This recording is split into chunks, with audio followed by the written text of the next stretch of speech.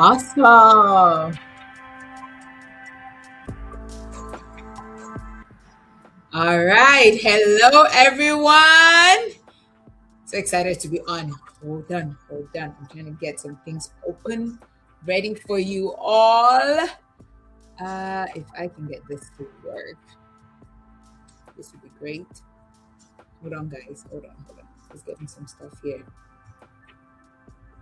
Okay.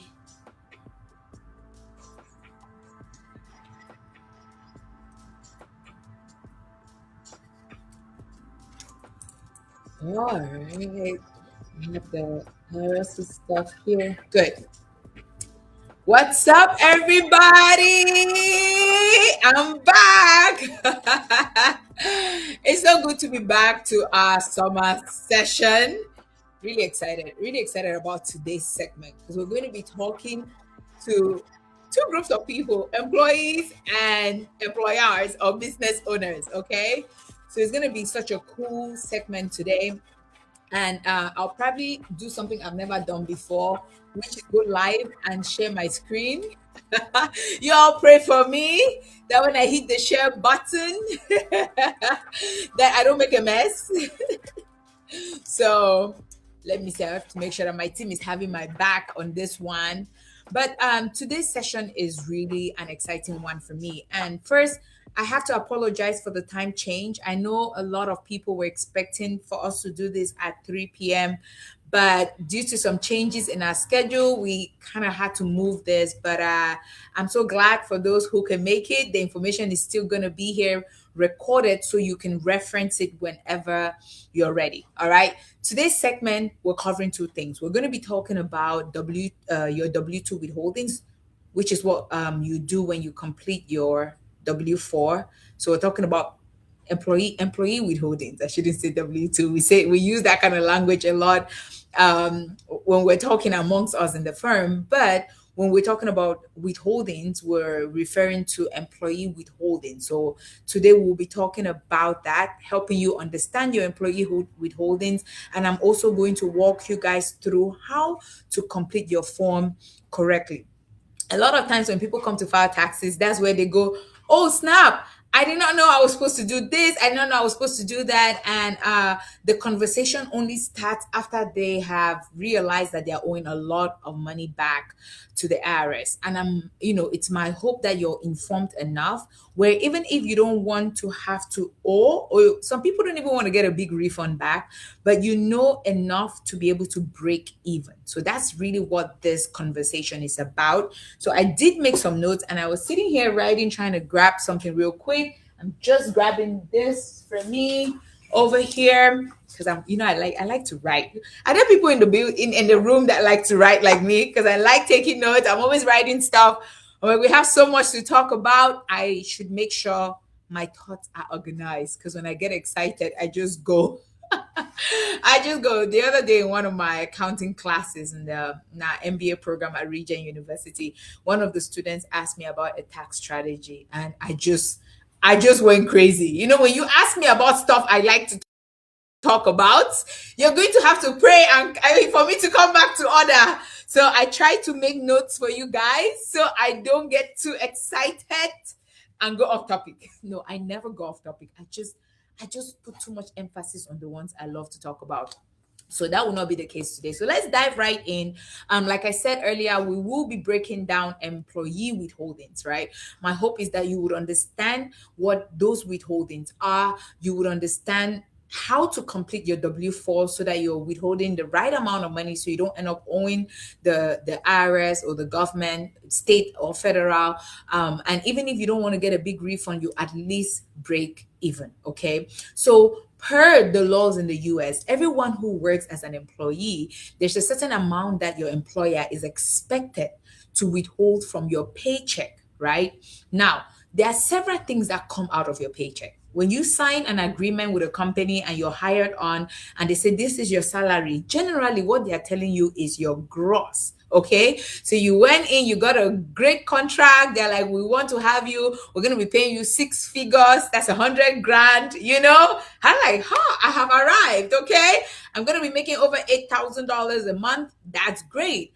Except even though that gross is $100,000, you might end up getting only about 70,000 or 70 something thousand into your account. Why?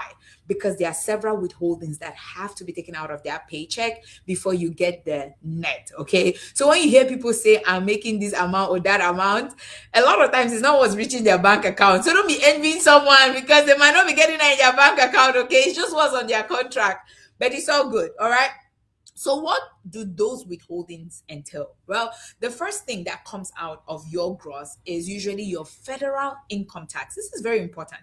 Your federal income tax is the income, I mean, it's the tax that you're paying for income that you're earning, if that makes sense. Okay. So, you have your federal income tax, and then for those who are in a state that pays state income tax, they also have to pay income taxes to their states. All right. You already know what taxes are used for different things, whether it's going towards putting systems in place, infrastructure, war, whatever it is. But you pay your share of income taxes for money that you earn. And everybody pays income taxes, by the way. Business owners pay income taxes on the profit that they make because it's income that they are earning. Everybody pays income taxes. So right off your gross, income taxes get taken out. All right. And then next to that, now you have what we call Social Security and Medicare. We call them FICA taxes. So everyone contributes to Social Security and Medicare because when you do retire at some point, you want to at least have the system support you throughout that. Okay. Or if you have some health issues, sometimes the system will support you. So the Social Security and Medicare, the gross amount, all right, for both of them is 15.3%.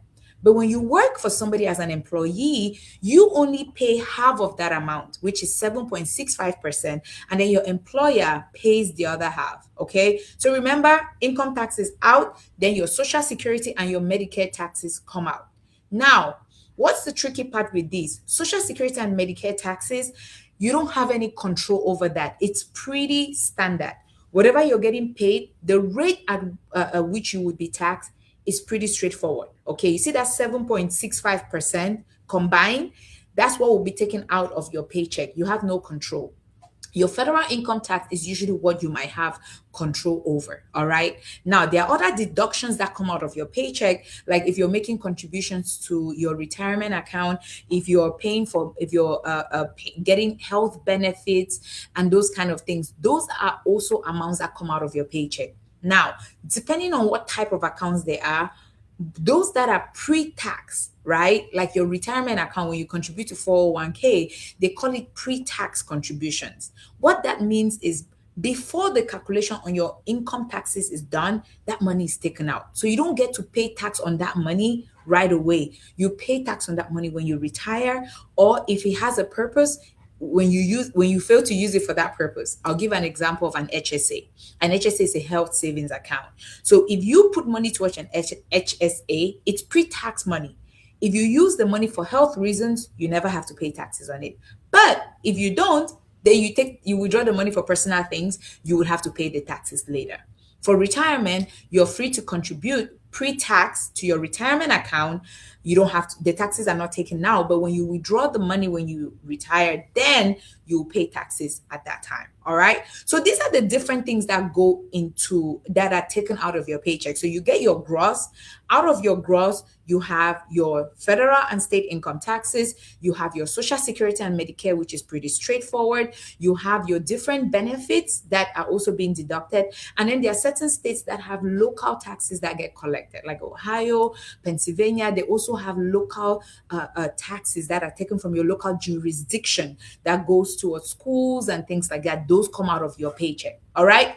So just to give you an idea of what it looks like when you receive your pay, your net, okay? All these things have been taken out. So let's talk about it. When really do you have to complete this W-4? A W-4 is the form you complete to let your employer know how much income tax they need to take out. All right? So remember, I gave you all these other things, but they don't play a role when you're completing a W-4. A W-4 is a form that you complete in order to let your employer know how much income taxes needs to be taken out of your paycheck. Very important, right? Your Social Security and Medicare is straightforward. Your benefits depends on which ones you elect for. State tax, most of them are usually fixed, but depending on how much you want withheld, sorry, local taxes, but state taxes, state income taxes, you also would complete a form for the state to do their withholdings. So the W-4 is what you would do at the federal level, and then the different states have their own kind of W-4 that you would complete. But the goal of this is for you to be able to tell them how much they should take out for income taxes. All right. Now, when should you make changes to this form? Because sometimes when people complete a W-4, they feel like, oh, it's set and it's done. All right. No, you can always make changes. So the first thing you complete a W-4 form to let your employer know how much to take out when you get a job, right? When you get hired and you're a full-time employee.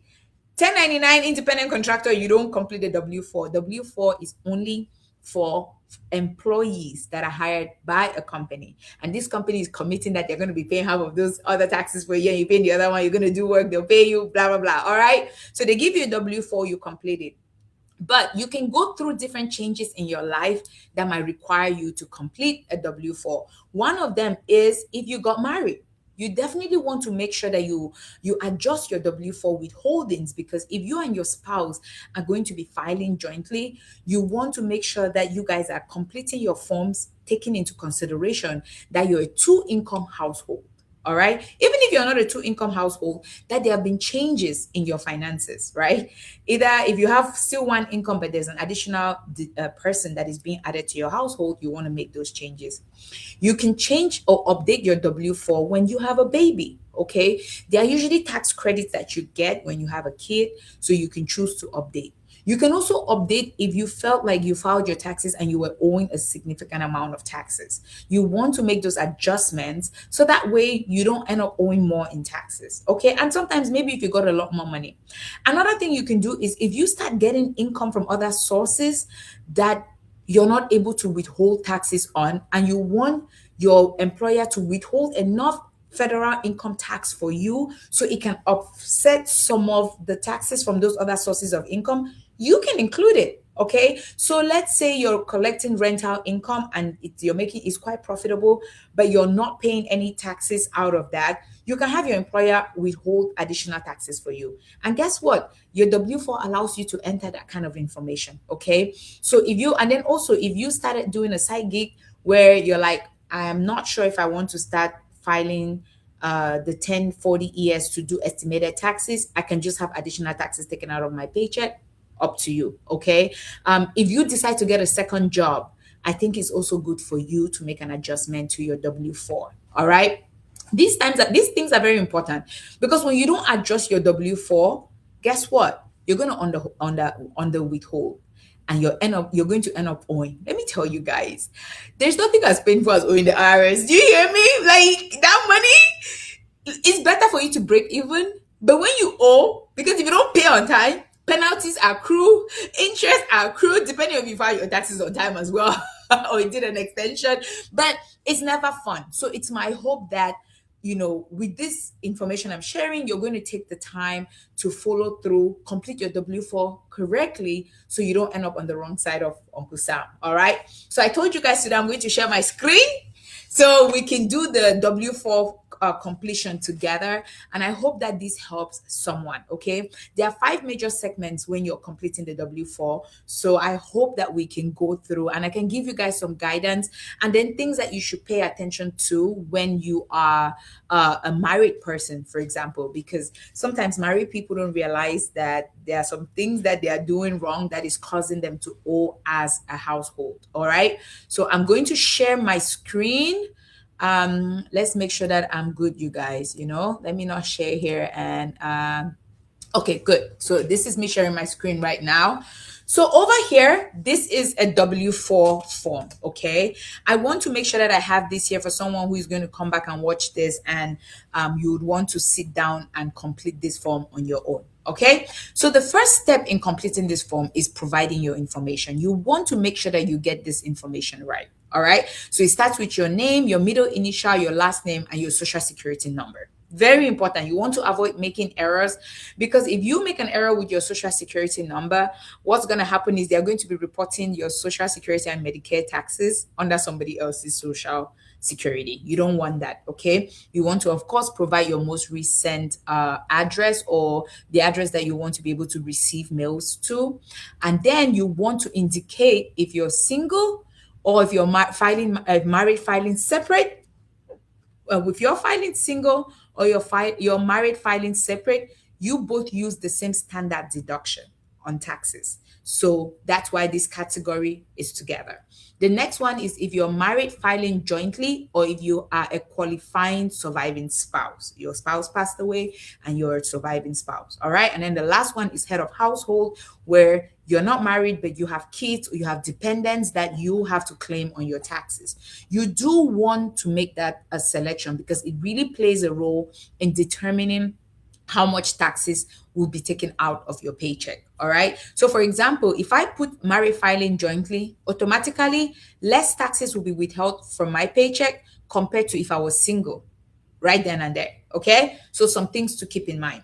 So, once we're done with this first part and we've selected our filings, our marriage status, the next thing we want to go to is figure out if you're filing jointly, you and your spouse, do you have two sources of income?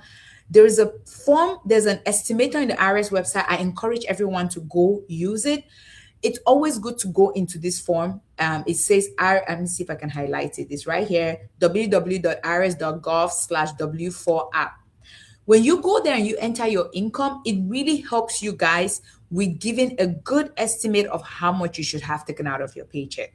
Now, for those who are like, yeah, I don't want to stress myself about that, I don't want to do all of that. Okay, there is a sheet at the very bottom over here. I'll just scroll here. When you complete this form, if you come to the very last part here, you're going to see where people are married filing jointly, right? And one person is earning maybe higher income, another one is paying lower income, and you can follow based on the range of your income, both of you and your spouse, and you can find the rate, the amount that you guys should be able to withhold. This is incredible. I don't think a lot of people leverage this tool. And if you feel like it's confusing, feel free to schedule an appointment with our office. I'll be happy to walk you through your own specific situation. Okay. Now, once you have been able to clarify that, you want to come now to step 3. Okay. Step 3 is very important. Step 3 is where you are claiming your dependents.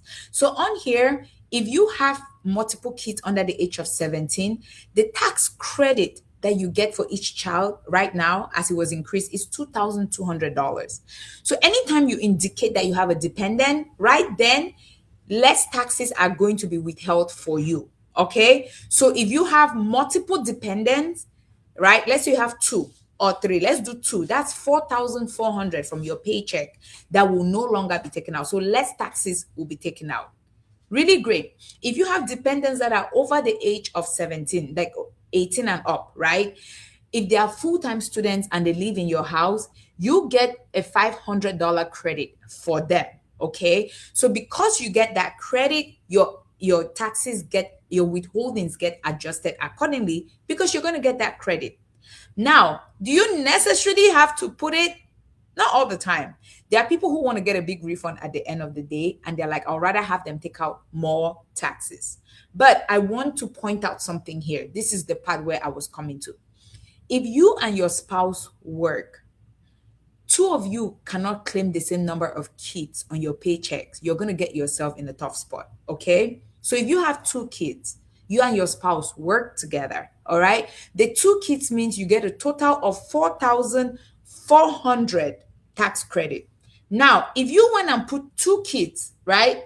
If you multiply this, you put 4,400, and your spouse on their own job put the same 2 kids, 4,400. That's a combined credit of $8,800. So you're going to have your withholdings less, but guess what? You're only getting 4,400 in credit. So it will be better for one person to claim the kids, or one person claims one child and the other person claims another child.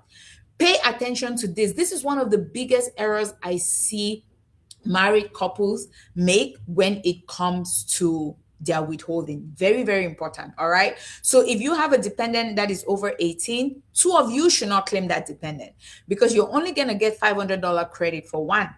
But now I have 500, my husband has 500.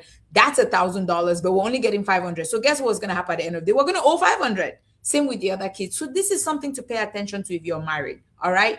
Now, the part I wanted to talk to today before I get done with this is this step 4. I think step 4 is such a game changer. All right. So remember when I was talking about the times when you can make updates to your W4, one of them is if you picked up a job or you're getting, let's not do a job, you're getting income from a source that you maybe you're not withholding taxes from. Okay. Like rental income and things like that. So what you could do is if you want your employer to withhold more taxes from your job, so that way it can offset the income from the other jobs, you can go ahead and fill this 4A. Isn't that amazing, right? So this one now, if you want to have taxes taken out, you can go ahead and do it here and it's going to have them withhold more taxes from your paycheck. I think it's such a good one. All right. Then now, another one that you can choose to do, this where you say deductions, which is 4B. So that was 4A.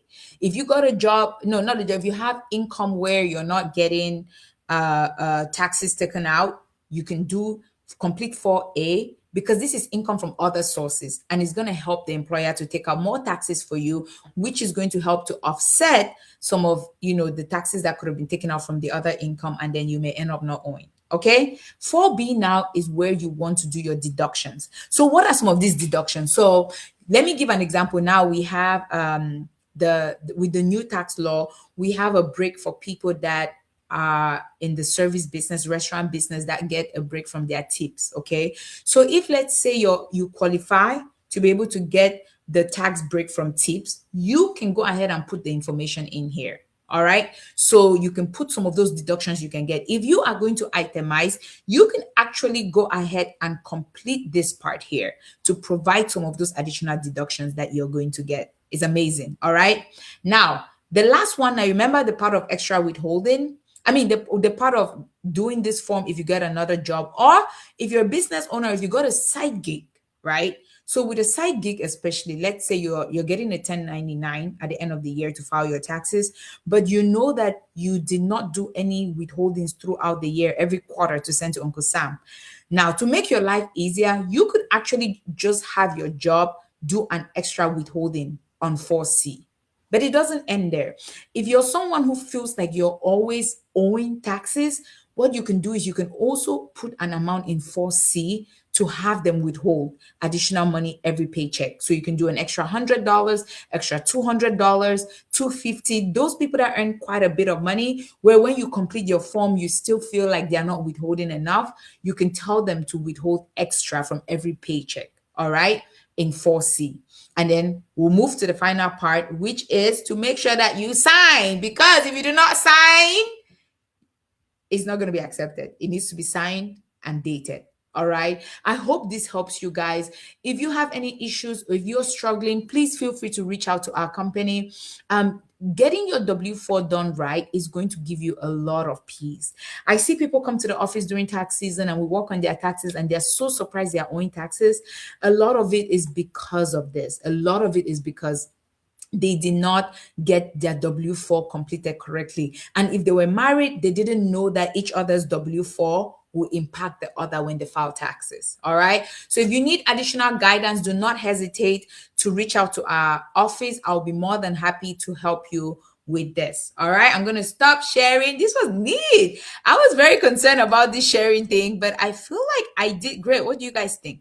Good. All right, so let me get back to it because I'm moving to a part of the presentation I love the most. All right, so we just talked about understanding your W4, your employee withholdings. You see, I need to stop doing this. Understanding your employee withholdings, right? So that way you know what comes out of your paycheck, because when they tell you they're going to pay you 100 grand, you're only getting 70 grand. Why did that happen, right? So these are the things for you to understand, the different taxes that have to be taken out. But the most important part is the federal income tax. And for you to determine how much needs to be taken out, you need to fill your W-4 correctly. I hope that this helps you guys. If you can reference this, if and it helps you, please let us know. If you need additional support, do not hesitate to reach out to us. All right. Thank you. So now let's hop into business entity structures.